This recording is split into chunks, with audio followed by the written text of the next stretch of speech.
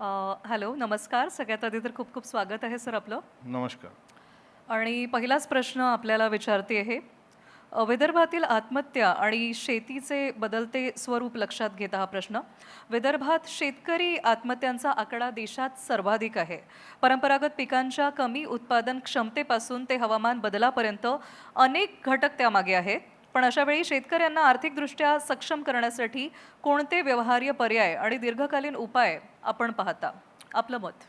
शेतकरीची परिस्थिती आपल्या सर्वांना माहिती आहे. त्याच्यावरती काही जास्त भाष्य करण्याची गरज नाही. पण मला असं वाटतं की विधान परिषदेमध्ये आणि राजकारणामध्ये, समाजकारणामध्ये काम करत असताना मला असं वाटलं की विदर्भामध्ये क्रॉप पॅटर्न चेंज करण्याची गरज आहे आणि एक मॉडेल त्या ठिकाणी उभा करण्याची गरज आहे. हे विचार करत असताना शेवटी माझं लक्ष इथे मसाल्याची शेती करणं हे अत्यंत गरजेचं आहे. कारण साऊथमध्ये जेव्हा मी मसाल्याची शेतीची वायबिलिटी आणि कमर्शियल वायबिलिटी बघितलं तर साधारणतः त्या ठिकाणी कास्तकार 4 लाख ते 5 लाख रुपये प्रति एकर ही त्याची इन्कम असते.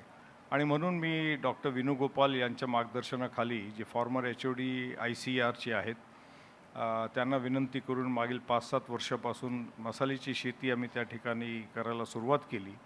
प्रयोग जेव्हा आपण म्हणतो, रिसर्च जेव्हा म्हणतो, तो ट्रायल अँड एरर भरपूर वेळा करायला लागते. सन्मान्य मंत्री आणि आमदार आमचे मित्र आशिष जयस्वाल साहेबच पहिल्यांदा जेव्हा वेणुगोपालजी आले होते त्या ठिकाणी ते उपस्थित होते त्या कार्यशाळेला. आम्ही आज त्या ठिकाणी काली मिरी, दालचिनी, मिरी विदर्भात लावायचं हे विचारही कोणी करू शकत नाही. पण यशस्वीरिते आम्ही त्या ठिकाणी मिरीची लागवड केली, सिल्वरवर केली, महोगनीवर केली, दालचिनीची लागवड केली. सिलॉनची जी दालचिनी असते, सिनेमन, ती त्या ठिकाणी लागवड केलेली आहे. तेजपान ते केलेलं आहे आणि सर्वात महत्त्वाचं म्हणजे ब्लॅक जिंजर, कॅम्पा फ्लोरा ज्याला आपण म्हणतो. जिंजर आपण सगळेच लावतात विदर्भामध्ये. टर्मरिक म्हणजे आला आणि हळद हे सगळेच लावतात, पण काळी अद्रक हे कोणी लावत नाही. काळी अद्रक शेतकरी 2,000 रुपये किलोनी विकली जाते आणि पावडर आपण जर गुगलवर, ॲमेझॉनवर, फ्लिपकार्टवर याच्यावर बघितलं तर 15,000 ते 25,000 रुपये किलोनी विकलं जाते. तर माझा प्रयोग असा राहिला की high ticket value, commercial viability, long shelf value आणि लो प्रोसेसिंग वर्क हे जर विदर्भामध्ये असं मॉडेल जर आपण उभं केलं तर ते शेतकऱ्यांना खूप यशस्वीरित्या ते करता येते. मॅनपॉवरची कमतरता आहे, इरिगेशनची कमतरता आहे, त्याचे रिसोर्सची कमतरता, या सगळ्या गोष्टीला लक्षात घेता आम्ही बारामासी आंबे आणलेत. गुजरातमधनं बारामासी म्हणजे वार्षिक 4 वेळा उत्पन्न असतो. पर्शियन ताहिती लाईम आणला तर हे सिट्रस फ्रूट आहे. सिट्रस संत्रा, मोसंबी आपण लावतो तसंच ताहिती लाईम आपण लावलं. सीडलेस आहे, त्याचा ग्राम 180 ग्राम होतो. त्याच्यामध्ये ज्यूस जे आहे ते 30 to 50 ml होतो. हे जर आपण केलं तर त्याची तिकीट व्हॅल्यू जास्त आहे, त्याला प्रति किलो त्याला जास्त दाम भेटतो. सर्वसामान्य निंबू आपला 10 रुपये किलो सीझनमध्ये असतो, सीझन नसला तर 20 रुपये किलो असतो. पण याला सातत्याने 100 रुपये किलो आणि ॲमेझॉन आणि नॅचरल्स बास्केटला आपण बघितलं तर 750 रुपये किलो आहेत. फणस आम्ही आणलेत, 25 प्रकारची फणसची लागवड केली. रायपूर, झारखंड या ठिकाणी फणस लागवड होते. आपल्याकडेही शक्य आहे आणि ते आम्ही सक्सेसफुली करून दाखवलं. पण फणसामध्ये 25 प्रकार आम्ही वेगवेगळे आणले आणि त्यातले त्यात बारामासी फणस म्हणजे वार्षिक 2 वेळा क्रॉप. तर आमचं दृष्टिकोन हे राहिलं की ज्याला ईल्ड जास्त येईल, वर्षभर शेतकऱ्यांना उत्पन्न मिळत राहील आणि वॉटर रिसोर्स जो आहे त्याचा कमीत कमी उपयोग होईल, गरज पडेल त्याला. आणि जैविक शेती करण्याचं कारण असं की गाय, गोबर, गौमूत्र याच्या माध्यमातून तो शेतकरी कास्तकार करू शकतो. प्रत्येकडे एक ढोर असते, पण आपण गावामध्ये बघतो की गौमूत्र हा वाद चालला गेलेला असतो.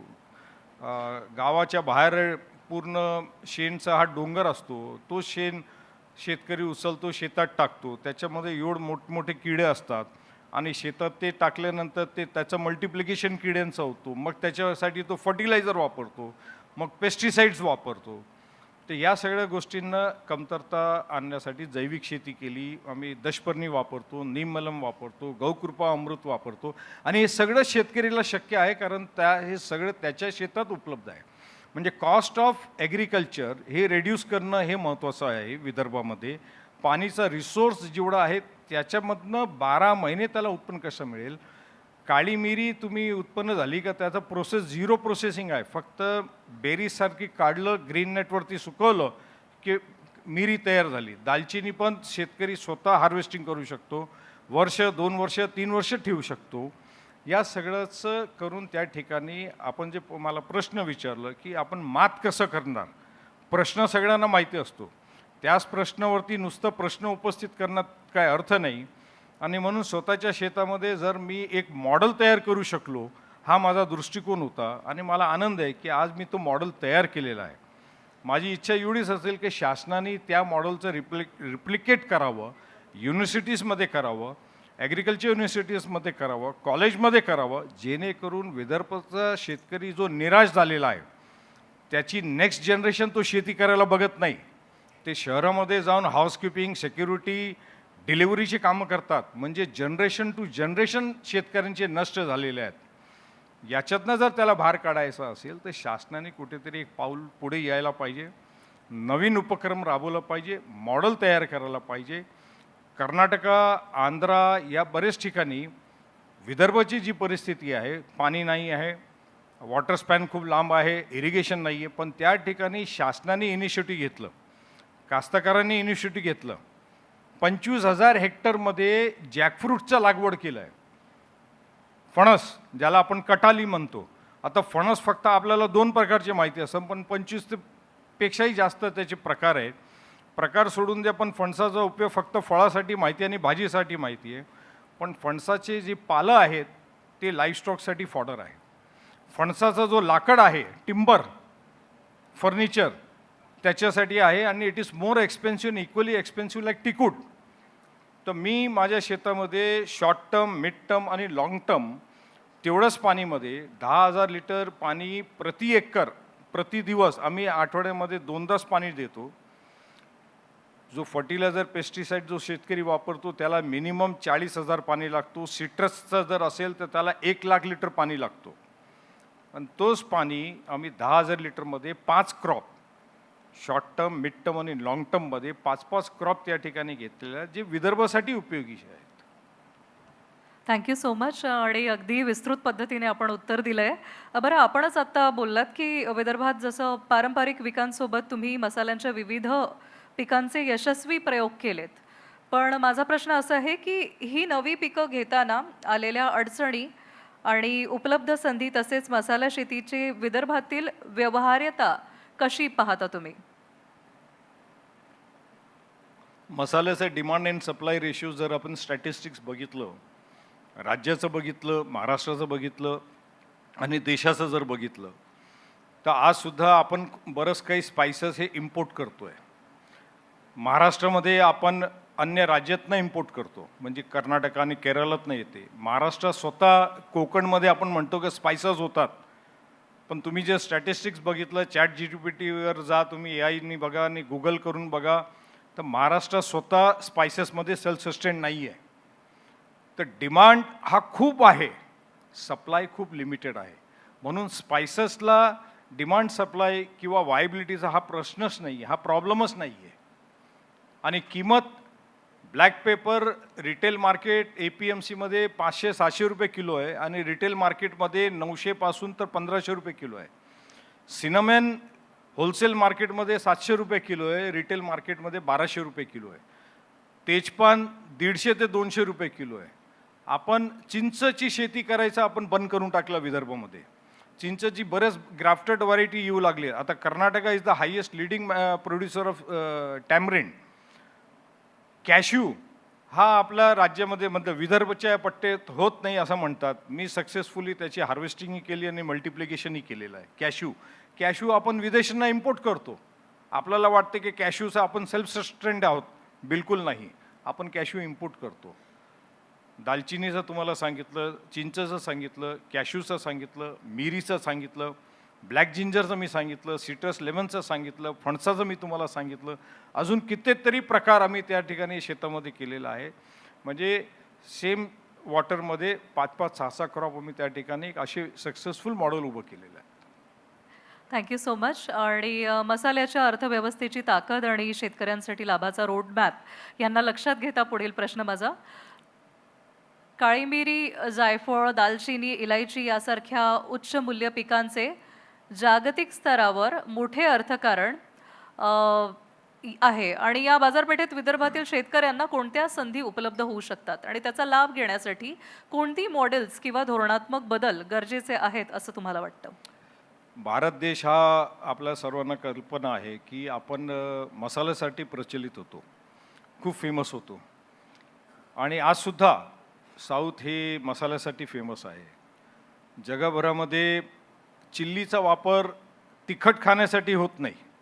चिल्लीचा वापर बेसिकली आपल्या देशामध्ये सुद्धा 400-500 वर्ष मागे जेव्हा चिल्ली आपल्याकडे आली, मिरची ज्याला आपण म्हणतो, it came as a medical purpose, for the medical purpose. आजसुद्धा पेन किलरमध्ये आपण चिल्ली वापरली जाते. जगामध्ये चिल्ली म्हणजे तिखटसाठी काली मिरी वापरली जाते, स्पायसेस वापरला जातो. आज त्या स्पायसेसपैकी सिनमन जर आपण म्हटलं तर डेझर्टमध्ये वापरला जातो, स्वीट्समध्ये वापरला जातो, चहामध्ये वापरला जातो. सिनमेनचं हेल्थ बेनिफिट्स काय आहे तर कोलेस्ट्रॉल रिड्यूस करतो, डायबिटीज कंट्रोल करतो, बरेच काही गोष्टी आहेत. तर स्पायसेसचा मार्केटचाही प्रॉब्लेम नाही, प्रोडक्शनचाही प्रॉब्लेम नाही, प्राईसचाही प्रॉब्लेम नाही आणि म्हणून माझं म्हणणं असं आहे की शासनाने याच्यामध्ये इनिशिएटिव्ह घेऊन क्रॉप पॅटर्न चेंजच्या दिशेने विदर्भासाठी असे वेगळे मॉडेल उभं करण्याची गरज आहे, जेणेकरून निराश झालेला जो शेतकरी आहे त्याला कुठेतरी एक नवीन दिशा दाखवण्याचं काम करण्याची गरज आहे.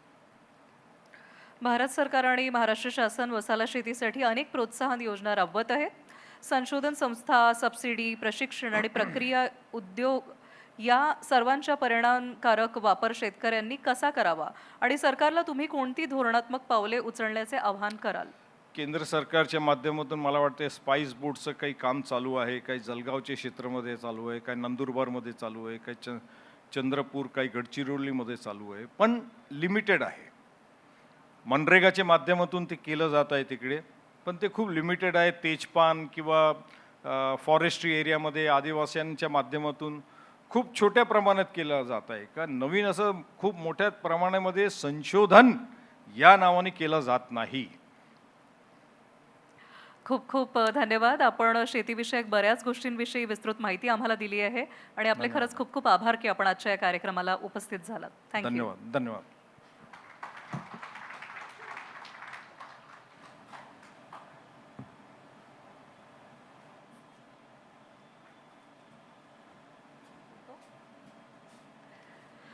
उपस्थित मान्यवरांना एका फोटो करता मी विनंती करणार आहे, आपण कृपया व्यासपीठावर यावं.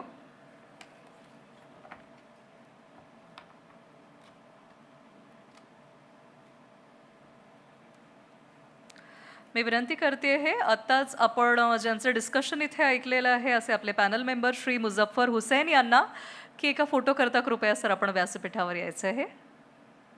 त्याचसोबत सन्माननीय श्री आशिषजी जयस्वाल यांना सुद्धा मी विनंती करते आहे.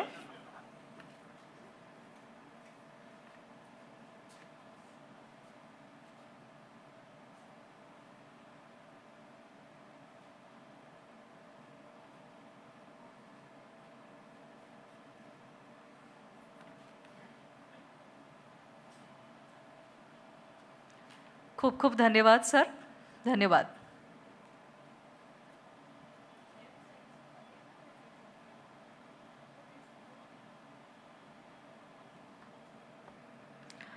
आणि यापुढे पुन्हा एकदा आपण पुढे वळतो आहे. आपले पुढील पॅनल मेंबर आपल्यासोबत आहेत श्री विकास मारुती नलावडे. हे 30 वर्षांपासून अधिक अनुभव असलेले एक दूरदर्शी पहिल्या पिढीचे कृषी उद्योजक आहेत. शेतीतल्या आव्हानांची आणि संधींची अचूक जाण असल्यामुळे 1990च्या दशकात त्यांनी उच्च मूल्याच्या पीक लागवडीतून कॅप्सिकम किंग ही उपाधीसुद्धा मिळवली. 1997 मध्ये त्यांनी शेतकऱ्यांचा खर्च आणि धोका कमी करण्यासाठी विकास हायटेक नर्सरीची स्थापना केली, जी आज भारतातील शीर्ष नर्सरीपैकी एक आहे. शेतकऱ्यांना वाजवी दरात उच्च गुणवत्तेचे बियाणे पुरवण्यासाठी त्यांनी आर्डर सीड्स इंडिया प्रायव्हेट लिमिटेडची स्थापना केली, जी आज देशातील वेगाने वाढणारी बियाणे कंपनी बनली आहे. विनम्रता आणि दूरदृष्टीच्या जोरावर ते कृषी इनपुट उद्योगात जागतिक स्तरावर ओळखले जाणारे नाव निर्माण करत आहेत. चला तर मग त्यांना सुद्धा आपण इथे काही प्रश्न आजच्या या कार्यक्रमात विचारतोय.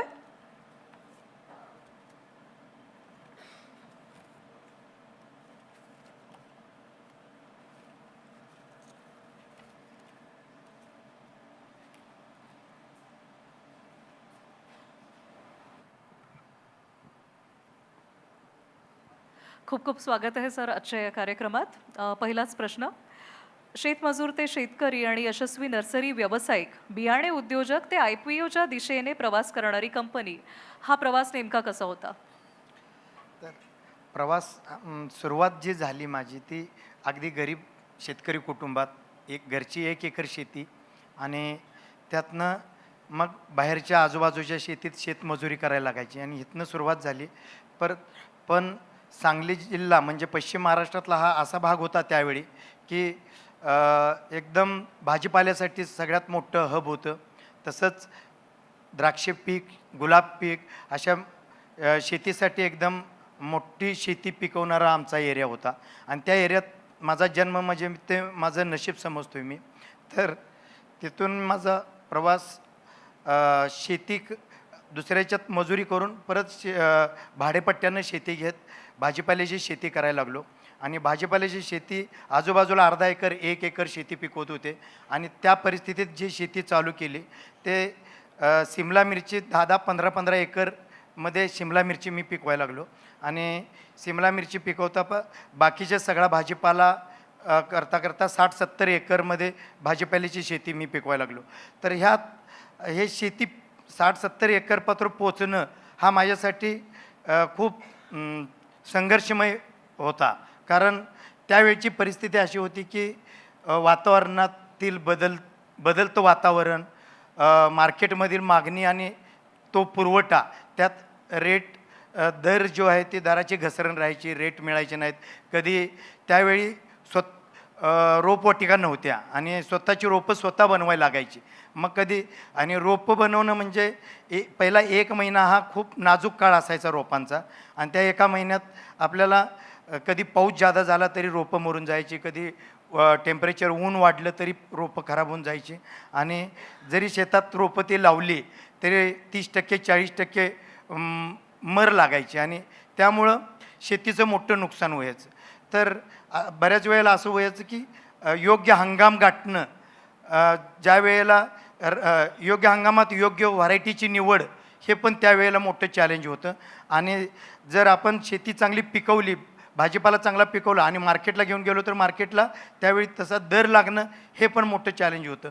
तर कधीकधी आम्हाला चांगलं उत्पादन व्हायचं, रेट पाडायचे, कधीकधी चांगलं रेट असायचा पण वाण चुकीचा असायचा, चुकीचा वाण निवडल्यामुळं शेती फसायची.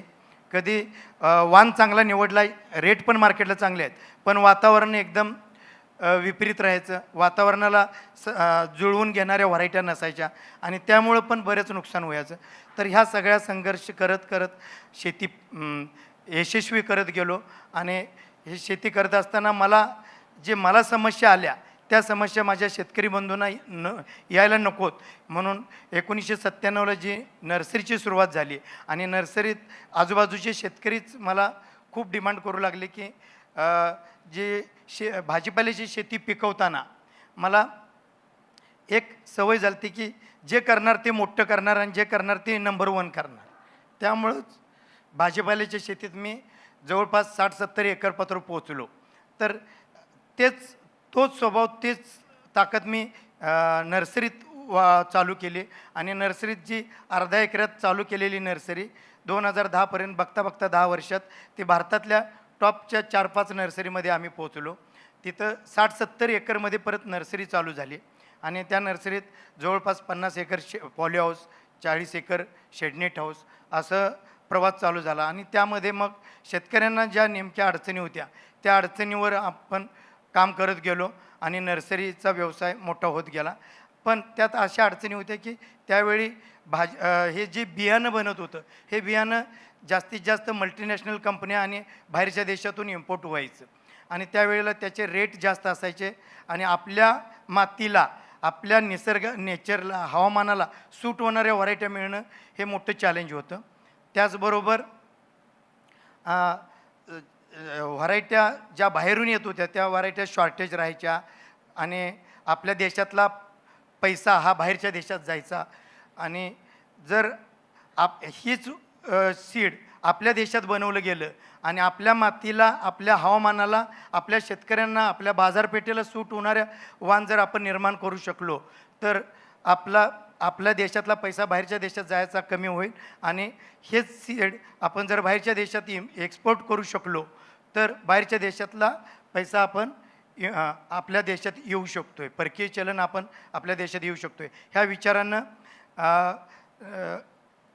बेंगलोरमध्ये R&Dची सुरुवात झाली आणि त्याचबरोबर सीड कंपनीची सुरुवात order seeds India private limited या नावानं 2017मध्ये चालू झाली. आणि ही जी सीड कंपनी आहे ही सुरुवात झालेली बघता बघता 15 राज्यात आम्ही सीड विकायला लागलो. त्याचबरोबर 17 क्रॉपमध्ये आम्ही काम करायला लागलो. भाजीपाल्यामध्ये सिमला मिरची, टोमॅटो, चिली, तसंच वॉटरमेलॉन, मस्कमेलॉन, पपया आणि फील्ड क्रॉपमध्ये मका, कॉटन, मेज अशा वेगवेगळ्या क्रॉपवर जवळपास 76 व्हरायट्या आमच्या R&Dतनं निर्माण केल्या आणि त्या भारतभर आपण शेतकऱ्यांच्या पत्र पोहोचवल्या. तर हे करताना जवळपास 150 ते 200 एम्प्लॉयला आम्ही एम्प्लॉयमेंट देऊ शकलो. तसंच ह्याचा टर्नओव्हर कोरोनानंतर प्रत्येक वर्षी दुप्पट तिप्पट वेगानं आम्ही वाढत गेलो आणि आज आम्ही IPOची तयारी करतो आहे. मार्च-एप्रिलमध्ये आम्ही IPO लॉन्च करतो. अरे वा. शेतकरी आणि शेतकऱ्यांच्या अर्थकारणात ते मुंबई पुण्याच्या नागरिकांच्या किचनपर्यंत अगदी आहारापर्यंत देश विदेशातलं अन्न पोचवणं यामध्ये नर्सरी व्यावसायिकेचा अतिशय मोठा रोल आहे. पण तो नेमका कसा, काय वाटतं तुम्हाला? तर शेती करत असताना 10 वर्षात अनेक समस्यांचा सामना केला होता.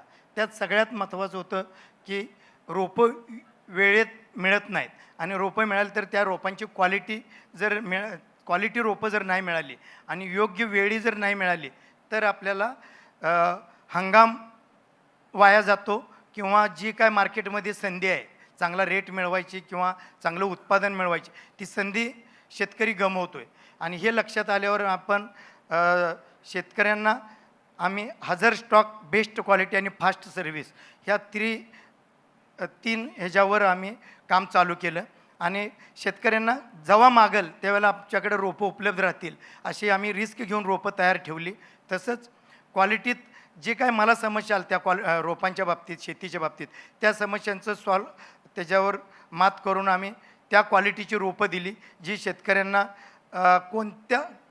कोणती रोपं शेतकऱ्यांना शेतात गेल्यावर मरणार नाहीत आणि कोणती रोपं कोणत्या क्वालिटीची रोपं दिली तर शेतकऱ्यांचं उत्पादन चांगलं वाढेल, कोणता वाण शेतकऱ्यांना दिला तर त्या शेतकऱ्यांचं उत्पादन वाढेल आणि चांगला बाजारपेठेत चांगला दर मिळेल. तर ह्याचा अभ्यास करून आम्ही शेतकऱ्यांच्या बांधापातोर शेतकऱ्यांवर जाऊन कन्सल्टिंग करणं, त्यांना मार्गदर्शन करणं ही गोष्ट सगळ्यात महत्त्वाची होती. कारण बऱ्याच वेळेला मी शेती करत असताना मला पण असं होत होतं की कोणत्या हंगामात कोणता वाण लावला गेला पाहिजे, कोणत्या वेळी लावला तर त्याला चांगली बाजारपेठ मिळेल आणि कोणत्या वातावरणाला कोणता वाण सूट होईल ह्याचा अभ्यास मी केला. मी माझ्या अडचणीवर समस्येवर मात केलं तर माझ्या शेतकरी बंधूंना मला ते गोष्ट करायची होती आणि माझी टीम काम करू लागली आणि शेतकऱ्याच्या बांधावर जाऊन शेतकऱ्याला मार्गदर्शन करू लागली की कोणत्या हंगामात कोणती व्हरायटी लावली पाहिजे आणि मार्केटला कोणता वाण चांगला चालतो. आणि त्यातून मग शेतकऱ्यांना एकच माझा विचार होता की मी जी 30-40-50 हजार रुपये एकरी मिळवत होतो तेच माझं शेतकरी म्हणून 5 लाख, 7 लाख, 10 लाखावर उत्पादन मी घेऊन गेलो एकरी. तसं माझ्या शेतकऱ्यांना पण मला हे त्या लेवलला घेऊन जाता यावं आणि त्या दृष्टीनं माझा काहीतरी त्यात सहभाग व्हावा ह्या दृष्टीनं मी त्याच्यावर काम करत गेलो आणि आज विकास हायटेक नर्सरीच्या माध्यमातून कमीत कमी 5-6 राज्यात आम्ही रोपं पुरवतो आणि शेतकऱ्यांना मार्गदर्शन करतो. देशात कोणी काय खायचं हे मुळात शेतकरी जे पिकवेल त्यानुसार ठरतं. पण शेतात काय लावायचं हे बियाणे आणि नर्सरी उद्योग R&D करतात त्यावर ठरतं. सो या क्षेत्रात बीजोत्पादनाचे महत्त्व काय आहे? तर जे मी करत होतो त्यावेळेला मला जे अनुभव आले, मला जे समस्या आल्या त्यातून सगळ्यात मोठी समस्या होती की आपल्या देशात आपल्या वातावरणाला, आपल्या जमिनीला आणि आपल्या मार्केटला सूट होणाऱ्या व्हरायट्या, सूट होणारे वाण आपण आपल्या देशात तयार केले पाहिजेत आणि आपल्या देशात तयार केले तर ते आपल्यातला जे बाहेर जाणारा पैसा वाचेल आणि त्याच पद्धतीनं आपल्याला बाहेरून एक्सपोर्ट करायची बी संधी मिळेल ह्या दृष्टीनं विचार करून मी जवळपास 27 देशात परदेश दौरा केला आणि तिथून तिथल्या शेतींचा अभ्यास केला. तसंच तिथल्या R&D आणि रिसर्च ज्या संशोधन संस्था आहेत त्यांना व्हिजिट केले, काही एक्झिबिशनला व्हिजिट केले आणि त्यातून भारतात मी मल्टीनॅशनल कंपन्यातले जे 25-25, 30-30 वर्ष काम करणारे R&D हेड आणि R&Dची टीम हायर केली आणि ती बेंगलोरमध्ये आम्ही R&D चालू केली. जवळपास 15-20 कोटी रुपये इन्व्हेस्टमेंट करून तिथं R&Dची स्थापना झाली. आज 25 ब्रीडर तिथं काम करतात आणि 60 एकरमध्ये तिथं R&D चालते. आणि ही R&D जे आपल्यासाठी सूट होणाऱ्या नवीन नवीन वाण तयार करत असते. आज 76 वाण आम्ही आमच्या कंपनीनं आजपर्यंत तयार केलेत आणि 17 पिकात आम्ही काम करतो आहे. तर हे पिकं आम्ही जे भारतातल्या शेतकऱ्यांचा जी समस्या आहे त्या समस्यावर मात करतो आहे, पण त्याचबरोबर आम्ही बाहेरच्या देशात पण हे सीड एक्सपोर्ट करतो आहे आणि ह्यातून शेतकऱ्यांना पण आपल्या जे बियाणं बनतं आहे ज्या भागात जसं महाराष्ट्रात जालना, बुलढाणा, देऊळगाव राज्य असेल, कर्नाटक, आंध्र प्रदेश आणि गुजरात अशा 4-5 राज्यामध्ये आम्ही सीड प्रोडक्शन करतो आहे आणि तसंच भारतात आणि बाहेरच्या देशात सीड एक्सपोर्ट करतो आहे. तर ही जी आजची जी ऑर्डर शीटची जी गती आहे हे खूप मोठ्या वेगानं आम्ही जातो आहे. जे मल्टीनॅशनल कंपन्यात मोठ्या कंपन्यात जे काम करणारे आहेत ते स्टाफ आम्ही हायर करतो आहे. हेड ऑफ डिपार्टमेंट चांगल्या लेवलचं आम्ही घेऊन कंपनीत आलेलो आहे. बियाणे व्यवसाय खरं पाहायला गेलं तर हा देशातल्या लाखो शेतकऱ्यांना कमाईची मोठी संधी देणारा हा व्यवसाय आहे. आज या व्यवसायात शेतकरी आणि बीज व्यावसायिक यांच्या माध्यमातून परकीय चलन आणून देणारा व्यवसाय कसा बनलाय ते जरा सांगाल का आम्हाला? हा व्यवसाय करत असताना जी बाहेरच्या देशात गेल्यावर लक्षात आलं की बाहेरच्या देशातल्या कंपन्या मल्टीनॅशनल कंपन्या इंडियात येऊन इंडियात एवढा मोठा व्यवसाय करतात आणि आज जर भारतातलं जर वातावरण बघितलं तर सगळ्या जगात वातावरण सगळ्यात चांगलं आहे. जमीन सुपीक आहे, जमीन चांगली आहे आणि त्याचबरोबर शेती करणारी शेतकरी कष्टाळू आहेत. तर एवढ्या सगळं पाणी भरपूर आहे. तर एवढं सगळं असताना जर आपण बघितलं तर हायब्रिड जे बनतं ते मल्टीनॅशनल कंपन्या बनवतात आणि हायब्रिड जे वाण दिले जातो तो मल्टीनॅशनल कंपनीतून बाहेरच्या देशातून आयात करून इंडियात दिला जातो. तर ह्याच्यावर जर आपण काम केलं तर नक्कीच आपल्यातल्या शेतकऱ्यांचा भारतातला पैसा भारतात राहील आणि आपल्यातल्या शेतकऱ्यांना आपल्याला सूट होणाऱ्या वाण चांगले मिळतील हा एक विचार होता. आणि त्याचबरोबर आपल्यातल्या भरपूर शेतकरी असे आहेत की तिथं आपण सीड प्रोडक्शन करून घेऊ शकतो आहे. जे कष्टाळू शेतकरी आहेत, जिद्दी शेतकरी आहेत आणि त्यांना जर आपण त्याचं तंत्रज्ञान नॉलेज दिलं, SOP सिस्टम, प्रोसेस सिस्टम शिकवल्या आणि त्याच्या प्रोटोकॉल शिकवले तर आपल्यातले भारतातले शेतकरी पण हे सीड प्रोडक्शन करू शकतात. आणि हा विचार घेऊन आम्ही भरपूर शेतकऱ्यांना सीड प्रोडक्शन शिकवलं आणि आज एक्सपोर्ट क्वालिटीचं सीड माझे हजारो शेतकरी सीड बनवत आहेत आणि जे 40-50 हजार रुपये एकरी मिळवत होते ते आज 8 लाख 10 लाख रुपये एकरी कमवत आहेत. आणि त्याचा मला गर्व आहे की मी हजारो शेतकऱ्यांना सीड प्रोडक्शनच्या माध्यमातून चांगला पैसा मिळवून द्यायला संधी निर्माण करू शकलो आणि बाहेरच्या देशात सीड एक्सपोर्ट करून आपण चांगला पैसा आयात करू लागलो आहे. हे एक चांगला फायद्याची गोष्ट झाली. बरं, आपण बघितलं की कोरोना काळानंतर खास करून जर बघितलं गेलं तर खानपानच्या पद्धती बदलल्या आहे आणि हा एक मोठा विषय झाला आहे. त्याचसोबत उपचार पद्धतीसुद्धा खूप वेगाने बदलते आहे आणि त्यात मोठ्या वेगाने आयुर्वेदाची मागणीसुद्धा वाढली आहे. अनेक लोक आयुर्वेदावर काम करत आहे. तर याविषयी मला विचारायचं आहे, तुमची ऑर्डर सीड्स कंपनी यावर नेमकं काय आणि किती मोठं काम करते? ह्यामध्ये जर कोरोनानंतरचं आपल्याला लक्षात आलं की ॲलोपॅथिक आणि गोळ्या औषधावर माणूस बरा होत नाही, तर आपल्याला इम्युनिटी वाढवली पाहिजे. आपल्यातला आयुर्वेद आपल्याकडं जुनं खूप चांगल्या गोष्टी आहेत आयुर्वेदात आपल्या, पण त्याचा जर वापर केला असता आणि काही इम्युनिटी वाढवणाऱ्या गोष्टी आपल्या रसोईत आहेत आणि आपल्या औषधी वनस्पती आहेत, औषधी फळं आहेत, औषधी भाजीपाला आहेत आणि ह्या जर सगळ्या गोष्टीचं जर आपण आपल्या खानपानात आणल्या तर आपल्याला आपली इम्युनिटी वाढेल, आपली रोगप्रतिकारक क्षमता वाढेल आणि आपल्याला आजारी पडणं वेळोवेळी आणि हॉस्पिटलमध्ये जाऊन आपल्या दवाखान्याला पैसा घालणं ही गोष्ट आपल्या लोकांच्यातनं कमी करावी ह्या विचारातनं आपण औषधी वनस्पती, औषधी फळझाडं आणि हे आमच्या नर्सरीच्या माध्यमातून चालू केलं.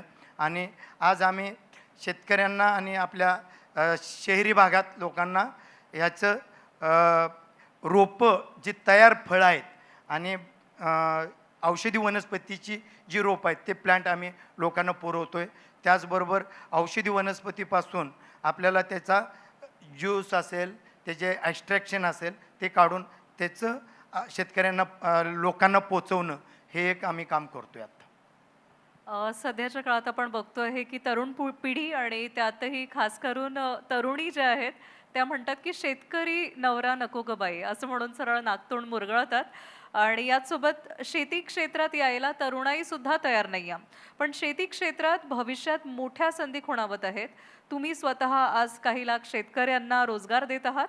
भारतातल्या तरुणाईला शेती क्षेत्रात काय संधी आहेत ते एकदा सांगाल का? ह्यात मी जे 27 देशात मी दौरा केला आणि बाहेरच्या देशातली शेती बघितली आणि तिथली संधी बघितली तर आपल्याला एवढी मोठी संधी आहे आपल्या भारतात की बाहेरच्या देशात वातावरण त्या पिकाला योग्य वातावरण नाही तरी तिथं शेती पिकवली जाते. जसं ग्लास हाऊस, पॉली हाऊस अशाच ह्याच्यात केली तर तिथं शेती पिकते. आपण इस्रायलसारख्या भागात बघितलं तर पाणी नसताना शेती पिकते.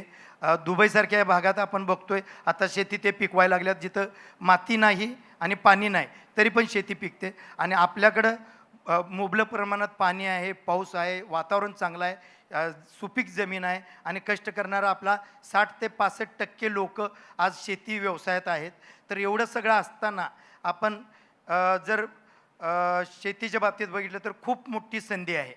तर ह्या संधीला आपल्याला लोकांच्या पत्र पोचवणं आणि त्यांना एम्प्लॉयमेंट क्रिएट करणं हा एक विचार आहे. जसं आज आमच्या ऑर्डरशीटच्या माध्यमातून आम्ही 200 एम्प्लॉयला एम्प्लॉयमेंट देतो आणि येणाऱ्या 5 वर्षात 1000 लोकांना आपल्याला एम्प्लॉयमेंट क्रिएट करून द्यायचे आहे.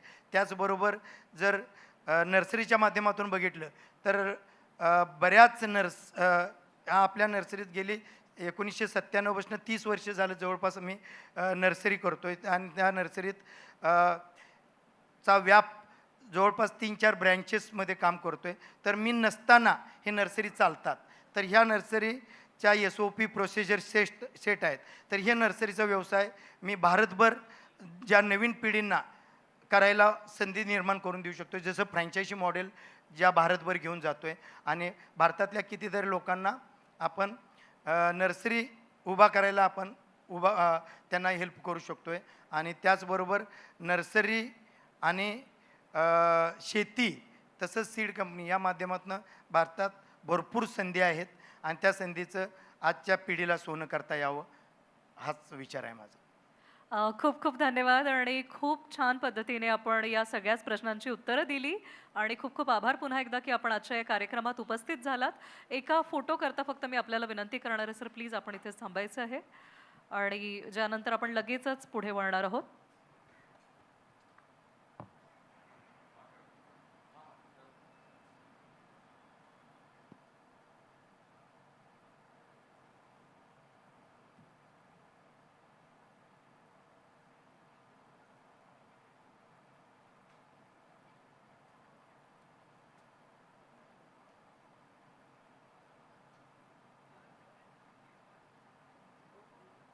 आणि याचसोबत आजच्या या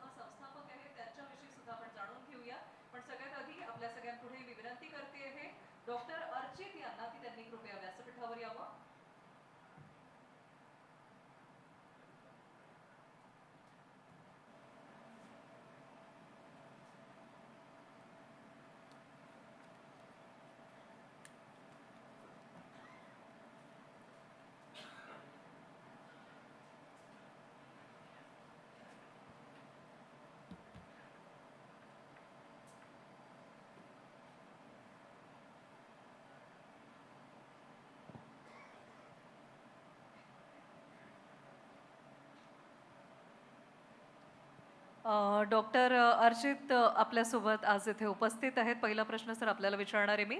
आज आयुर्वेद आणि आधुनिक आरोग्य सेवा यांच्या संबंधात आणि कार्यपद्धतीत काय बदल दिसून येत आहे? धन्यवाद.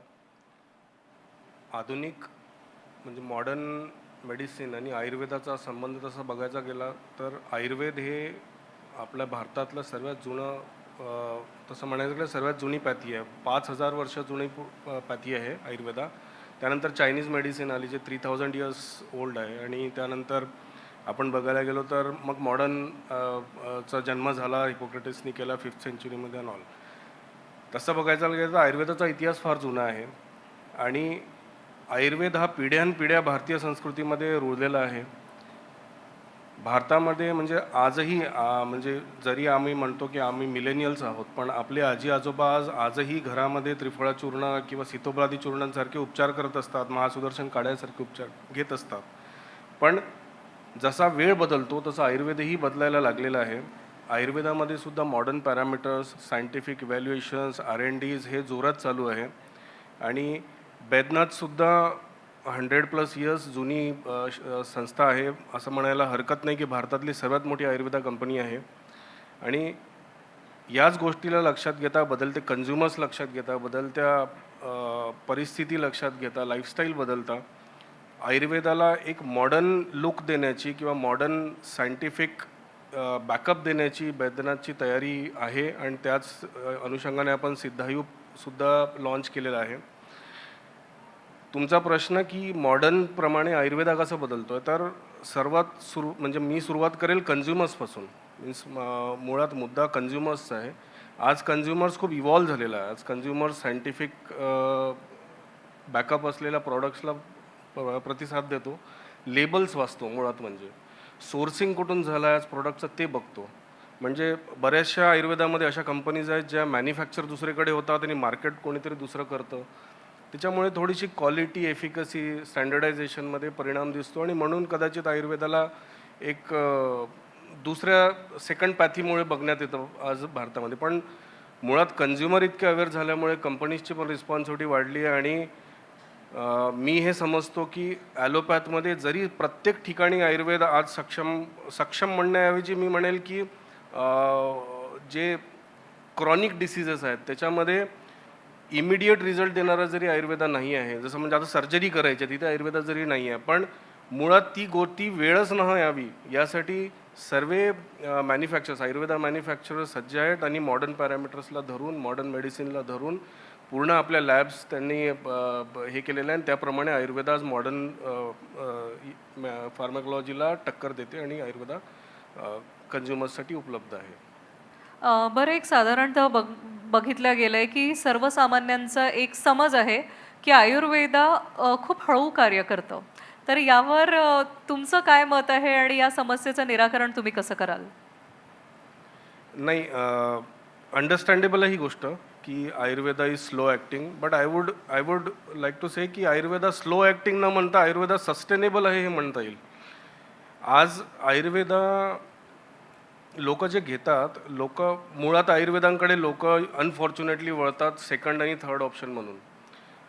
आपल्याला हे पण समजायला हवं की त्या काळापर्यंत त्या व्यक्तीच्या शरीरामध्ये रोग हा जुना झाला असतो, जीर्ण झालेला असतो. आणि मुळातच दीर्घ काळापर्यंत तो व्यक्ती जेव्हा बिमार असतो तेव्हा नुसतं त्याचा तो मेन अवयव नाही तर आजूबाजूचे अवयवसुद्धा आणि त्याला संलग्नित अवयवसुद्धा खराब होतात. आयुर्वेदाचा मूळ मुद्दा आहे रूट कॉजवर काम करणं. म्हणजे it's not a symptomatic treatment की डोकं दुखतं की डोकं दुखायचं मेडिसिन दिलं, मीन्स मी ॲस्प्रिन दिलं समजा डोकंदुखीवर, डोकं दुखणं थांबणार आहे. पण आयुर्वेदा त्याला दुसऱ्या अनुषंगाने बघतो. आयुर्वेद म्हणतो की डोकं का दुखतं आहे, पोट खराब तर नाही आहे किंवा दुसरे काही चेंजेस तर नाही आहे, आणि मुळात त्याच्यावर काम करतो. म्हणून मी ऑलवेज सर्वांना म्हणतो की आयुर्वेदाला स्लो ॲक्टिंग नका म्हणू, आयुर्वेदाला सस्टेनेबल ॲक्शन म्हणा. जेणेकरून एकदा मेडिसिन घ्या, डोकं दुखणं तुमचं होणार नाही कधी. बिकॉज सिम्टोमॅटिक ट्रीटमेंट आयुर्वेदा असती किंवा ॲलोपॅथसारखं जर मी एक ॲस्प्रिन गोळी खाल्ली आणि माझं डोकं दुखणं बसलं, if it is a treatment then दुसऱ्या दिवशी परत डोकं दुखायला नको. आयुर्वेदा मुळात काम करतं म्हणून सस्टेनेबल ॲक्शन आहे. आणि मी तर प्रत्येकाला सांगतो की छोटे छोटे बदल जे आयुर्वेदात सांगितलेले आहेत ट्रीटमेंटवर पोचायच्या आधी आपल्या दिनचर्येमध्ये किंवा आपल्या ऋतुचर्येमध्ये ते जरी पाळले तरी ट्रीटमेंटची गरजच नाही पडत. तर स्लो ॲक्टिंग नाही, मी त्याला सस्टेनेबल ॲक्शन म्हणतो. Okay great. याचसोबत आपले पुढील पॅनल मेंबर आहेत श्री रुपेश गुप्ता, ज्यांचा एक थोडक्यात परिचय आपल्या सगळ्यांना देते. कॉर्पोरेट जगात काम करण्याचा प्रदीर्घ प्रवास करून महाचाय येथे सहसंस्थापक आणि संचालक म्हणून सध्याची त्यांची भूमिका आहे. देशातील सर्वात प्रसिद्ध पेय म्हणजेच चहा, स्नॅक्सवर लक्ष केंद्रित ते नेहमी करत असतात, चहा स्नॅक्सवर. आणि महाचायने त्यांच्या सेवांचा दर्जा सुधारण्यासाठी आणि नवोन्मेष आणण्यासाठी देशाच्या कानाकोपऱ्यात पोचण्याचे ध्येय ठेवलेले आहे. खूप खूप स्वागत आहे सर आपलं. आणि पहिलाच प्रश्न, महाचाय म्हणजे काय? व्यवसाय प्रोफाईल कसं काय सांगाल? So I would like to answer in Hindi because थोड़ा सा मराठी कमजोर है मेरा. So I believe you asked महाचाय क्या, like what is the company profile. So महाचाय basically मैं बताना चाहता हूँ एक क्विक सर्विस रेस्टोरेंट का चेन है, राइट. सो यहाँ पर हम लोग कोशिश करते हैं कि एक बहुत ही जल्दी, मतलब जनरली हम लोगों के जो आउटलेट्स हैं वो एक ऐसी जगह पर होते हैं जहाँ पर कंज्यूमर ज़्यादा रुकता नहीं है, लाइक पेट्रोल पंप्स हो गए, बस स्टेशंस हो गए, राइट, और हाईवे के जो आउटलेट्स होते हैं वहाँ पर हो गए, सो एक्सप्रेसवेज पे हो गए. सो यहाँ पर कस्टमर चाहता है कि फटाफट आए, फटाफट कुछ ग्रैब करे एंड चला जाए, राइट. सो हमारा क्विक सर्विस रेस्टोरेंट है जिसके अंदर हम बेसिकली एक चाय एक हमारे इंग्रेडिएंट है जो basic, and we specialize in Maharashtrian cuisine. So चाय और वड़ा पाव, that is a signature dish for us and we want to take it to the whole country. मतलब सारी कंट्री में हम इसको डालना चाहते हैं, दैट कि महाराष्ट्रियन cuisines का आनंद सब लोग ले सकें. Even we are planning to go abroad also. So basically Mahachai के बारे में आपको इतना ही बोल सकता हूँ दैट महाचाय एक ऐसी कंपनी है जो महाराष्ट्रियन cuisines को पूरे देश में लाना चाहती है और उनके अच्छे क्विक सर्विस रेस्टोरेंट के हिसाब से जल्दी बना करके और एक हाइजीनिक इन्वायरमेंट में और एक क्वालिटी प्रोडक्ट्स उपलब्ध कराना चाहती है पूरे देश में. इसी कड़ी में अगला सवाल पूछना चाहूँगी. आधी मी मराठीत विचारते. महाचायमध्ये प्रवेश केल्यावर आपल्याला काय मिळतं? सो महाचाय में अगर हम एंटर कर रहे हैं, हम जा रहे हैं महाचाय इस आउटलेट में, तो क्या मिलेगा? सबसे पहले तो एक बॉम स्माइल मिलेगी जैसे आपकी है, right, and then you will get basically hygienic food, एक हाइजीनिक और अच्छा क्लीन इन्वायरमेंट के अंदर आपको इकोनॉमिकल मील्स के साथ में आपको व्यंजन मिलेंगे. सो हम लोग बेसिकली बहुत तरीके के मेन्यूज़ रखते हैं depending on the size of the outlet. तो एक हमारा आउटलेट एक 40 स्क्वायर फीट से स्टार्ट होकर के एक 2000 स्क्वायर फीट का बड़ा फूड जोन भी बनता है. तो छोटे आउटलेट्स में जनरली आपको एक कॉन्टिनेंटल फूड मिलेगा प्लस महाराष्ट्रियन cuisines के कुछ वड़ा पाव, पाव भाजी ऐसा आइटम्स मिलेगा. जो बड़े आउटलेट्स होते हैं वहाँ पर हम साउथ इंडियन से लेकर के नॉर्थ इंडियन एंड कॉन्टिनेंटल सारे तरीके की डिशेस हम उपलब्ध कराते हैं. जैसे आप अगर यहाँ से नागपुर से मुंबई की तरफ जाएंगे तो एक्सप्रेस वे पे हमारे आउटलेट्स काफ़ी हैं, महाचाय, दक्षिण भारत करके. सो वहाँ पर हर तरह का cuisines आपको मिलेगा. अच्छा, चाय की हमने यहाँ पे बात की. मुझे एक बात बताइए, जैसे हम देखते हैं आमतौर पे टपरियों पे चाय मिलती है और काफ़ी आसानी से हर जगह पे अवेलेबल होती है ये, लेकिन महाचाय ही क्यों? सो मैं सिर्फ एक ही बात बोलना चाहूँगा दैट टपरी में येस आपको बहुत सारे ऑप्शंस मिलते हैं.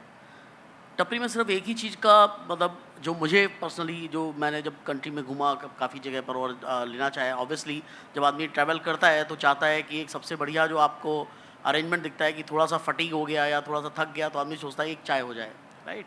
और जनरली महाराष्ट्र के अंदर और काफ़ी सारी जगहों पर लोग छोटा छोटा सिप लेकर के कुछ 12-15 चाय भी पीते हैं दिन की, राइट. सिर्फ एक ही प्रॉब्लम होती है टपरीज पे, हमने देखा है कि थोड़ा सा हाइजीन का एक इशू रहता है. यू आर नॉट श्योर कि इंग्रेडिएंट्स कहाँ से आ रहे हैं और वो कैसे उसको बना रहा है. तो कई बार एक ही पत्ती को काफ़ी देर तक बॉयल करके काफ़ी सारी चाय निकालते हैं उसके अंदर. तो वी थॉट दैट कि अपने ओवरहेड्स ना बढ़ा करके, और अगर मैं जिस कॉस्ट पे आपको टपरी पे मिल रही है may be slightly about 20% higher और at probably at the same cost, if I can provide the same better quality, better hygiene and better standard at the same economical price.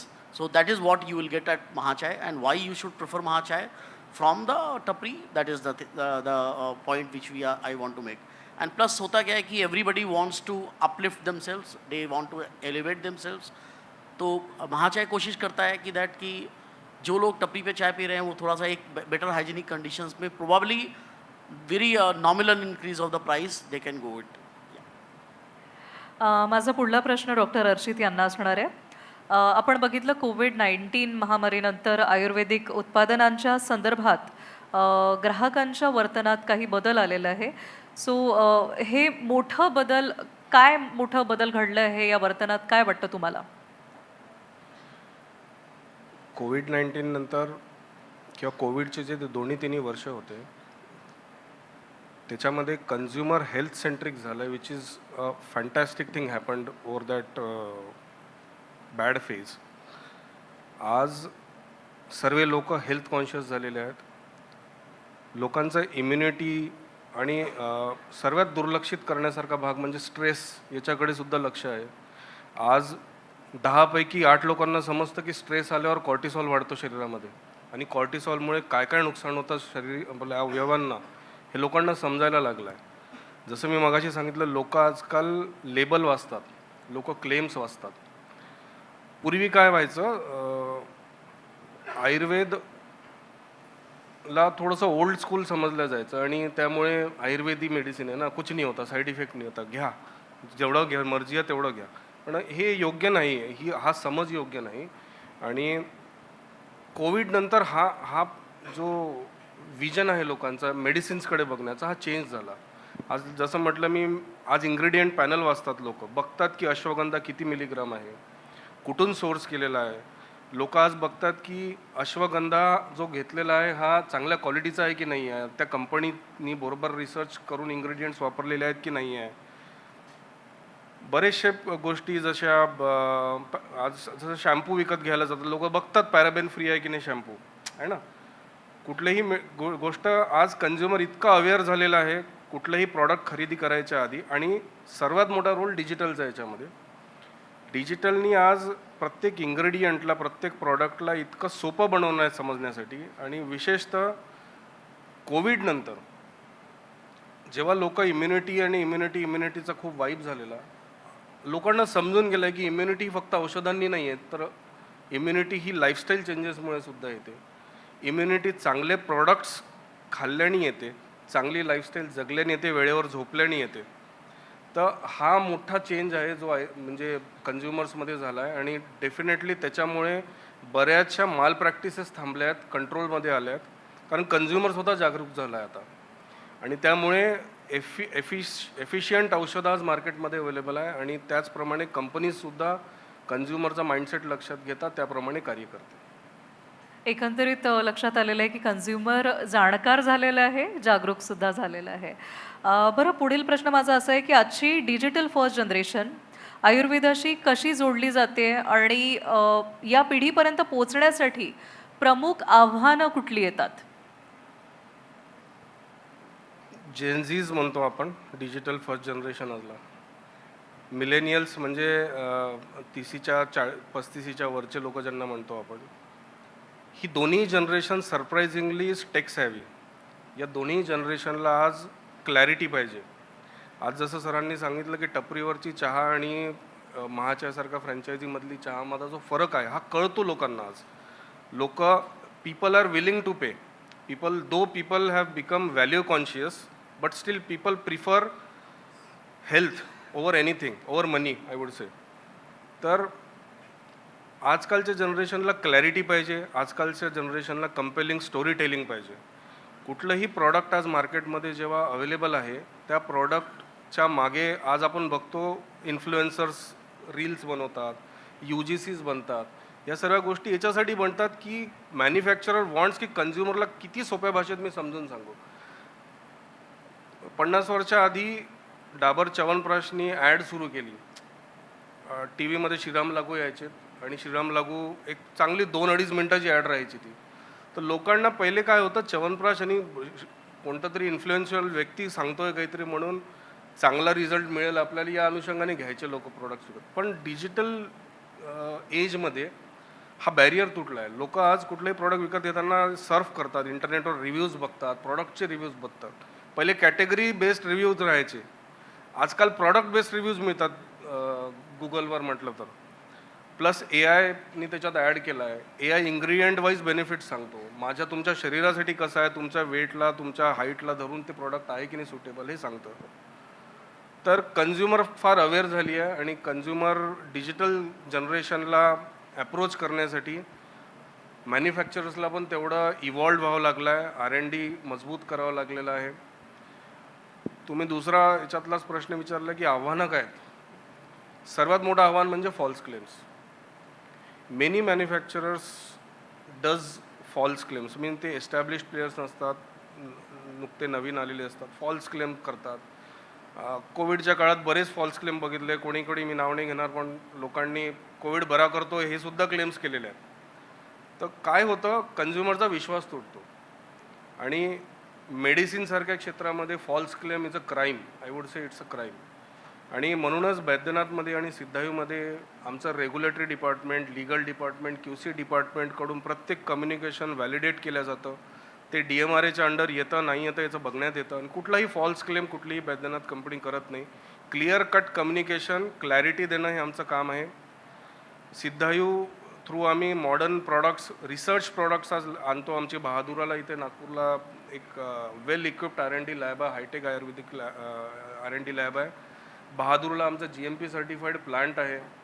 तर या सर्व गोष्टींना धरून आम्ही क्लिअर कम्युनिकेशन करतो आणि प्रत्येक मॅन्युफॅक्चररने करावं आणि होत पण चाललेलं आहे. पोस्ट कोविडनंतर बरेच क्लॅरिटी येत आहे मॅन्युफॅक्चरर्समध्ये पण आणि प्रॉडक्ट क्लेम्समध्ये पण. तर डिजिटल जनरेशनचा हा त्यांना जे मिसइंटरप्रेट केलेलं होतं बऱ्याच कंपन्यांनी किंवा वेळा छोट्या मोठ्या प्रोडक्ट्सनी, ते हर्डल होतं खूप मोठं त्यांना आयुर्वेदाचा कन्झ्युमर बनवण्यात. पण आय एम ग्लॅड की slightly it is changing now. Scenarios are changing.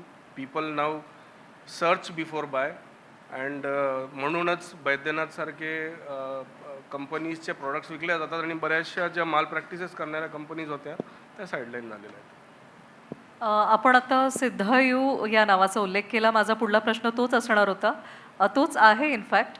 बैद्यनाथचं नाव आज प्रतिष्ठित कंपन्यांमध्ये प्रतिष्ठित कंपनी म्हणून आहे. खास करून ज्या वेळेला आपण आयुर्वेदिक औषधांबद्दल बोलतो किंवा विचार करतो, त्याच पद्धतीने सिद्धायू हे नाव सुद्धा आयुर्वेदिक औषधांमध्ये लोकप्रिय आणि प्रतिष्ठित बनलेलं आहे. तर सिद्धायूबद्दल आम्हाला काय माहिती द्याल? आम्हाला जरा माहिती द्या. सिद्धायूला आम्ही नेक्स्ट जनरेशन आयुर्वेदा म्हणून बघतो, म्हणजे आमचं विजन आहे. नेक्स्ट जनरेशन आयुर्वेदा म्हणजे आयुर्वेदा बदलत नसतो, पण मी साधारण उदाहरण द्यायचं म्हटलं तर या हॉलमध्ये 3 ग्रुपचे लोक बसले आहेत. मीन्स इन 20-25 इयर्सचे पण लोक आहेत, एज ग्रुपचे 40s सुद्धा आहेत आणि 60s सुद्धा आहेत. तर म्हणजे इथे जर कोणाला विचारलं, मी एक 20 इयर गर्ल और बॉय त्यांना विचारलं की तुम्ही सीतोपलादी चूर्ण खाल्लत का कधी, तर कदाचित उत्तर नाही मिळेल. म्हणजे 10 पैकी 9 लोक म्हणतील नाही. रिझन सीतोपलादी चूर्ण नाही आहे, रिझन आहे फॉर्मॅट. रिझन आहे चूर्ण इज अन लेंदी प्रोसेस, म्हणजे मधामध्ये मिसळा, गरम पाण्यात मिसळा आणि घ्या. तर इथे इनोव्हेशनची गरज आहे. इनोव्हेशन म्हणजे मी आय वुड से की सीतोपलादी चूर्णच, पण in a tablet format. I would say in a effervescent tablet format, in a ready to drink for RTB format.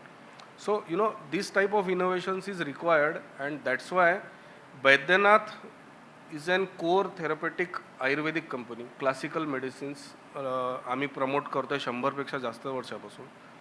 आणि बैद्यनाथमध्ये ही इनोव्हेशन करण्याची गरज आहेत आणि करतो सुद्धा आहेत आम्ही. पण सिद्धायू एक नवीन विंग आहे जिथे आम्ही modern Ayurveda, consumer friendly Ayurveda, research based Ayurveda, science backed Ayurveda, claim based Ayurveda, quantifiable claims देऊन आम्ही, आता जसं आमचा एक पेनक्विट टॅबलेट आहे, 3 दिनों में असर दिखे, हा आमचा क्लेम आहे. तर तो क्लेम असाच काहीतरी मनात आलं आणि लिहिलं असं नाही आहे. त्याच्या मागे क्लिनिकल स्टडीज झालेल्या आहेत, क्लिनिकल ट्रायल्स होतात. तर सिद्धायूला जर तुम्ही म्हणायला गेलात की व्हॉट इज सिद्धायू, तर Siddhayu I would say is a next step, I would say for next generation, current Gen Z generation, and a science based Ayurveda, जिथे लाईफस्टाईल जी आहे, जे मेजर लाईफस्टाईल प्रॉब्लेम्स आहेत आज कन्झ्युमर्सचे, म्हणजे मी जर म्हणायला गेलं digestion is an very big problem. Skin health is a very big problem. तर या सर्व गोष्टींना, joint health is a big problem. तर या सर्व गोष्टींना लक्षात घ्या, कन्झ्युमरला काय आज पाहिजे आहे आणि खूप सर्व प्रॉडक्ट्स अवेलेबल करण्यापेक्षा एक सायंटिफिकली बॅकअप प्रोडक्ट ज्याच्यावर वेल रिसर्च झालेला आहे, असे प्रॉडक्ट्स जर मार्केटमध्ये आम्ही देऊ तर कन्झ्युमर्सचं पण बेनिफिट होईल आणि आयुर्वेदाला पण ॲक्सेप्टन्स मिळेल. This is what Siddha is. It's a next gen Ayurveda. Sir पुढला प्रश्न आपल्याकरता है, हिंदी में कहना चाहूँगी. आप जिस फील्ड में हैं उस फील्ड में बाकी सारे जो कॉम्पिटिशन्स हैं,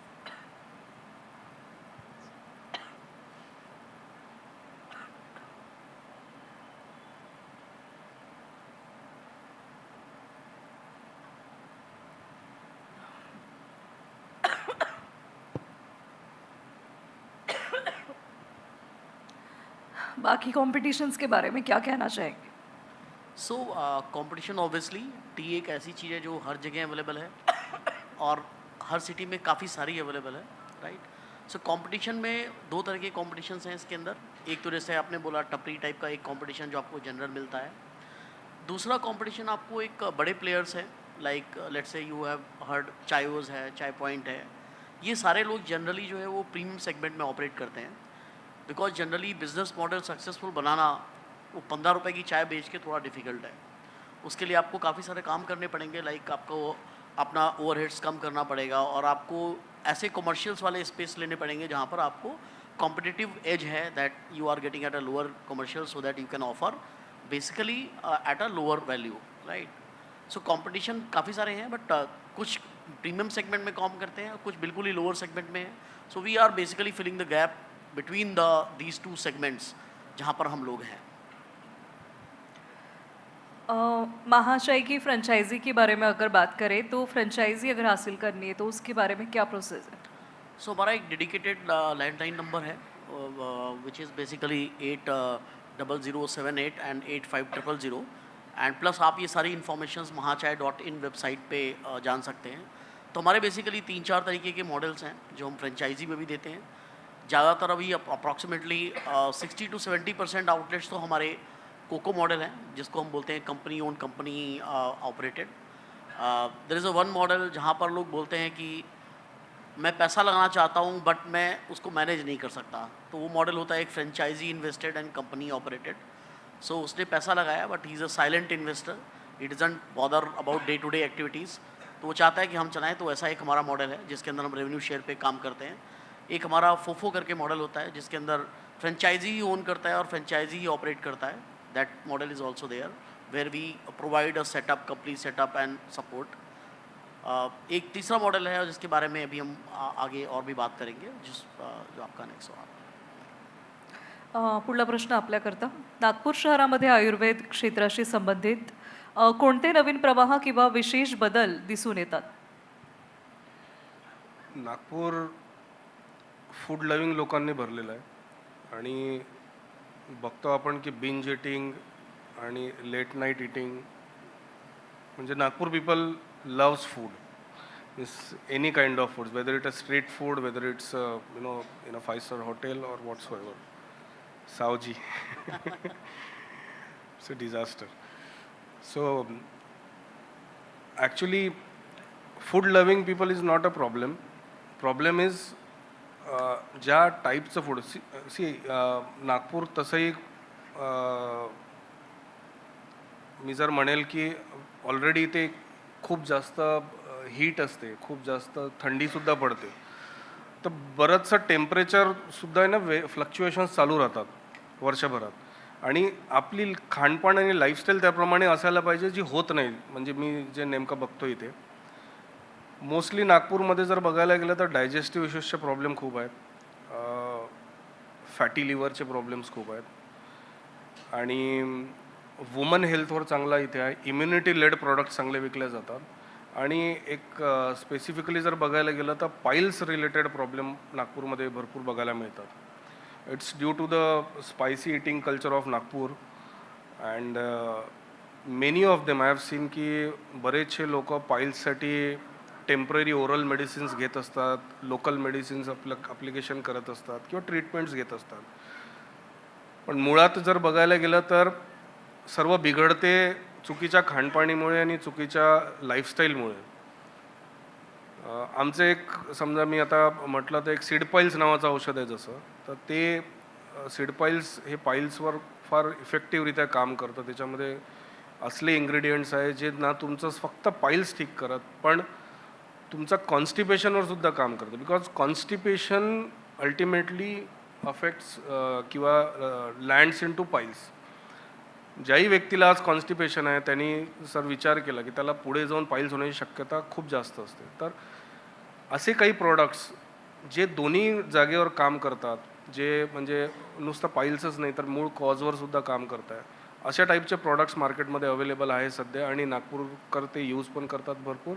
apart from digestive issues like I said, female health नागपूरमध्ये खूप चांगले फिमेल हेल्थचे प्रॉडक्ट्स नागपूरमध्ये खूप चांगल्या विकल्या जातात. आणि lastly I said like immunity means immunity म्हटलं की च्यवनप्राश लक्षात येतो लोकांचं, आणि बैद्यनाथ च्यवनप्राश तसाच प्रचलित आहेत फार. तर मला वाटतं सर्वांच्या घरी बैद्यनाथ च्यवनप्राशची एक बॉटल असतेच. तर हा ट्रेंड नागपूरमध्ये रायझिंग दिसतो आहे आणि इम्युनिटी लेड, डायजेस्टिव्ह लेड आणि वुमन हेल्थवरचे औषधं फार नागपूरमध्ये विकल्या जातात. अगला सवाल सर आपसे करना चाहूँगी मैं। फ्रेंचाइजी की हमने थोड़ी देर पहले बात की, यदि पैसों की कमतरता के साथ यदि कोई चाह रहा है इस बिजनेस में एंटर करना, आगे बढ़ना, तो उनके लिए क्या ऑप्शंस है? सो महाचाय में एक हमने मतलब एक मॉडल जो बेसिकली पेट्रोलियम कंपनीज अडॉप्ट करती हैं, that model we have introduced in Mahachai. So काफ़ी सारे लोग ऐसे होते हैं जो काम करना चाहते हैं, एंटरप्रेन्योर बनना चाहते हैं, बट इनिशियल कैपिटल नहीं होती, राइट. सो एक मतलब आप समझो एक अच्छा स्टैंडर्ड आउटलेट बनाने के लिए आपको 8 लाख रुपए से लेकर के 50 लाख रुपए तक कोई भी रकम लग सकती है, right. So we have thought about that, और हमारे पास भी काफ़ी स्कैटर्ड वे में आउटलेट्स बनते हैं जहाँ जहाँ रिक्वायरमेंट होती है. तो pan India we have about 120 outlets currently. So उसके लिए हम लोगों ने एक मॉडल लॉन्च किया जिसको हम बोलते हैं COFO, means company operated and company owned and franchisee operated, जहाँ पर इनिशियल कैपिटल कंपनी लगाएगी, हम उसको पूरा बना करके देंगे, उसको ऑपरेशनली चलाना जो है वो फ्रेंचाइजी को है. So operational expenses will be to the franchise partner and he will run it, और उसमें रेवेन्यू शेयरिंग होती है. तो majority of revenue sharing would be with the franchise. So एक बेसिकली हमारा जो इनिशियल सेटअप कॉस्ट है उसका एक इंटरेस्ट और उस तरीके का, देन इवन हम जो उस प्रॉपर्टी का रेंटल्स है वो भी हम पे करते हैं. सो बेसिकली ये कैपिटल एक्सपेंडिचर प्लस जो regular day to day rentals होते हैं उनको हम निकाल देते हैं, जो कि बिज़नेस में सबसे बड़ा एक चैलेंज है आज की डेट में जो कोई बिज़नेस स्टार्ट करना चाहता है. दो तरीके से रेस्टोरेंट बिजनेस में लोग फेल होते हैं. एक तो इनिशियल कैपिटल बहुत लगा दिया, उसके हिसाब से रिटर्न नहीं आया, तो अपना मनी रिकवर करने के लिए या ब्रेक इवन करने के लिए उसको 2 या 3 साल लग गए तो वो फेल हो जाता है वहाँ पर. दूसरा चीज़ होता है कि उसके कमर्शियल्स इतने ज़्यादा हैं दैट वो कमर्शियली पूरे नहीं कर पा रहा, तो वो भी एक मोमेंट पे आकर के दम तोड़ देता है. तो ये दोनों पार्ट हम टेक केयर करते हैं. We say that you manage the employ cost, you manage the food cost and you dedicate over there. So होता क्या है कि एक employer base means I am just running the show from here, my employees are running the show right at the outlet level. तो अगर कोई ऐसा हमको मिलता है जो कहता है कि मैं वहाँ पर बैठ करके उसको ऑपरेट करूँगा, एक पर पूरा कॉन्सेंट्रेटेड एफर्ट लगाऊंगा, so I know that if the guy will be putting 100% effort, तो क्या होगा कि आपका वेस्टेज कम होगा, आपका जो इन्वेंट्री है वो प्रॉपरली यूटिलाइज होगा और हमारे को भी रिवेन्यू होगा, and it can be a win win situation for both of us. So that model is there for the people who want to do work hard, मतलब अच्छा काम करना चाहते हैं, अच्छा मेहनत करना चाहते हैं, बट इनिशियल कैपिटल नहीं उनके पास में बिजनेस स्टार्ट करने के लिए. So that way we provide help to such small entrepreneurs, और जो या बड़े भी लेवल पे काम करना चाहते हैं, we are ready to provide them the opportunity. That's great. Mahachai का विजन और मोटो क्या है? मोटो सबसे पहले तो मैं ये बोलूँगा, seeing the tapri culture and filling the gap between the premium segment and the lower segment. हम चाहते हैं कि that all the lower income और मिडिल इनकम ग्रुप्स को we can provide standard and hygienic food, hygienic meals at a economical price, which is fit into their pocket. That is the motto, and the vision is basically that we want to in Mahachai, हम ये Maharashtrian cuisines को world wide लेके जाना चाहते हैं, जहाँ जहाँ भी हम ले जा सकते हैं, right. So from 120 outlets currently, we want to grow about to 500 outlets in next 2 years time, right. And then we want to have a vision कि हम आगे ग्लोबल स्टैंडर्ड्स पे भी महाराष्ट्रियन cuisines को रिप्रेजेंट करें. एक शेवटचा प्रश्न आपल्याकरता. तुम्ही अनेक प्रमुख आयुर्वेद कंपन्यांमध्ये काम केलेलं आहे आणि स्वतः आयुर्वेदिक डॉक्टरसुद्धा आहात. एक आयुर्वेदिक डॉक्टर म्हणून उत्तम आरोग्य राखण्यासाठी तुम्ही सामान्य नागरिकांना, सामान्य ग्राहकांना कुठलं महत्त्वाचं मार्गदर्शन देऊ इच्छिता?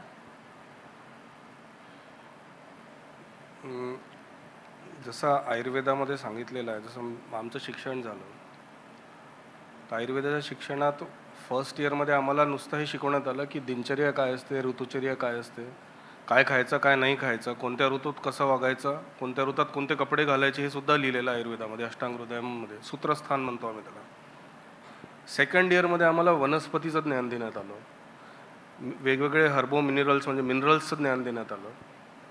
आणि तिसऱ्या वर्षी अंतिम इयरला आम्हाला चिकित्सा शिकवली गेली, म्हणजे apart from anatomy, physiology and other parts, चिकित्सा ही आम्हाला फायनल इयरला शिकवल्या गेली. मी आज या स्टेजवर आल्यानंतर किंवा या वयात आल्यानंतर हा विचार करतो की आम्हाला चिकित्सा शेवटी का बरं शिकवली. MBBSला तर फर्स्ट इयरपासूनच असतं. आज कळतं की सिलेबस जसा बनवला गेलेला आहे त्याच्यातून कळतं की Ayurveda is not focused on treatment, it's focused on basically your lifestyle changes, modifications in lifestyle, आणि तुम्ही कसं, कुठे, केव्हा, काय खाल्लं पाहिजे, कसं राहिलं पाहिजे, केव्हा झोपलं पाहिजे, केव्हा उठलं पाहिजे, सर्व या गोष्टी. तर मुळात म्हणजे सल्ला म्हणून नाही, म्हणजे मी जी गोष्ट फॉलो करतो किंवा सर्वांनी करायला पाहिजे इज आठवड्यातून एक दिवस तरी उपवास करायला पाहिजे. म्हणजे आपल्या संस्कृतीत लिहिलेलं आहे की चतुर्थीचा उपवास, एकादशीचा उपवास किंवा सोमवारचा उपवास करतात बऱ्याच बाया. तर ते असंच नाही लिहिलेलं आहे, त्याच्यामागे कारणं आहेत. आणि जसं मी म्हटलं आयुर्वेदा इज 5000 इयर्स ओल्ड. तर हळूहळू काय झालं, जे प्रिन्सिपल्स आहे, health principles, that change in to रूढी परंपरा. आणि उपवास याप्रमाणे हिंदू धर्मात आलेला आहे. आणि हिंदू धर्मात उपवास म्हणजे हा तुमच्या शरीरासाठी आहे, देवासाठी नाही आहे. मी नाही म्हणत, त्या देवासाठी आहे उपवास. नुकताच 2016मध्ये doctor Ohsumi, Japanese cell biologist आहेत, त्यांना ऑटोफेजीवर नोबेल प्राईज मिळाला. ऑटोफेजी म्हणजे काय, उपवास. त्यांचा शोध हा सांगतो की उपवास केल्याच्या 72 तासानंतर तुमच्या शरीरातले डॅमेज सेल्सला तुमचे हेल्दी सेल्स रिप्लेस करतात. तुमच्या शरीरामध्येच कॅपॅसिटी आहे नवीन जीवन तयार करायची.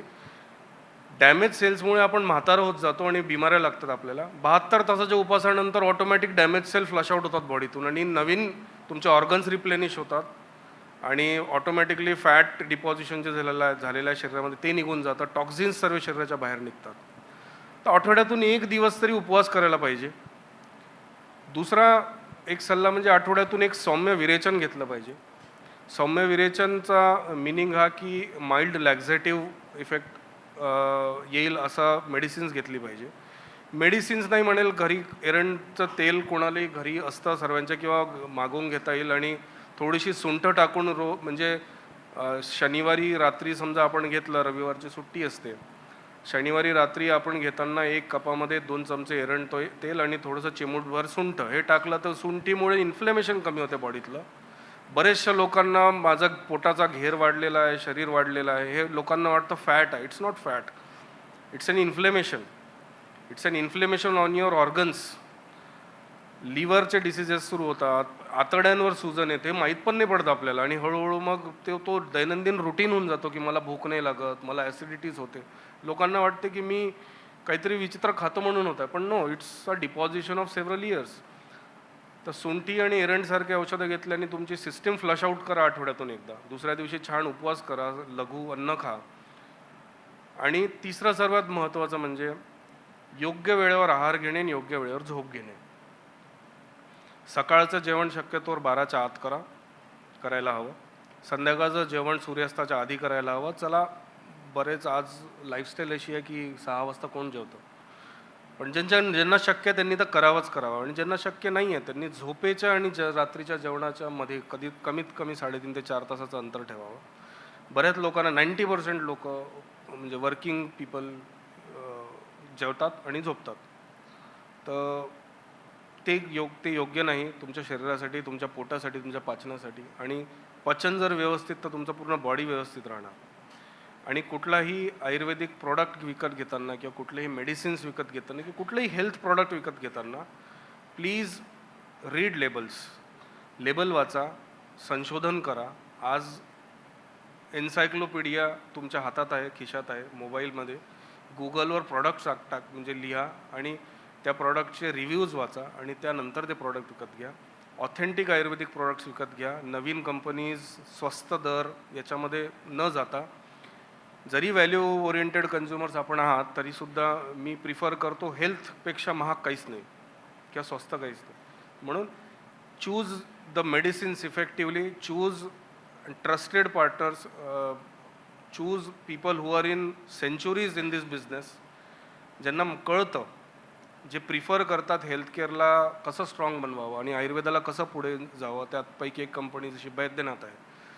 तर इफेक्टिव्ह कुठलंही काही शरीरात घेऊ नका, घालू नका. बरेचसे सुडो प्रॉडक्टसुद्धा मार्केटमध्ये अवेलेबल आहे, ज्याला मी सुडो आयुर्वेदा म्हणतो.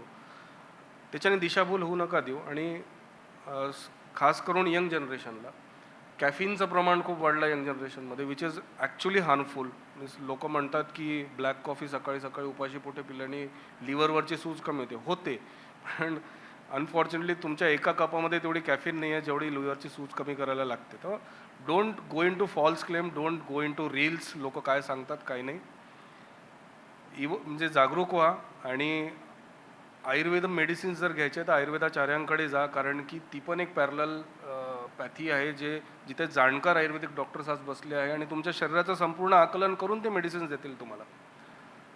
तर हे मुळातलं छोटे मोठे बदल जे आपल्या लाईफस्टाईलचे जर आपण केलेत तर नक्की आपण निरोगी राहू आणि एक चांगली पिढी घडवू आणि आयुर्वेदाचं नाव पण सुद्धा याच्याने उंचावेल. खूप खूप धन्यवाद. आपल्या दोघांचे खूप खूप आभार व्यक्त करते मी की आपण आजच्या या कार्यक्रमात जुळलात आमच्यासोबत.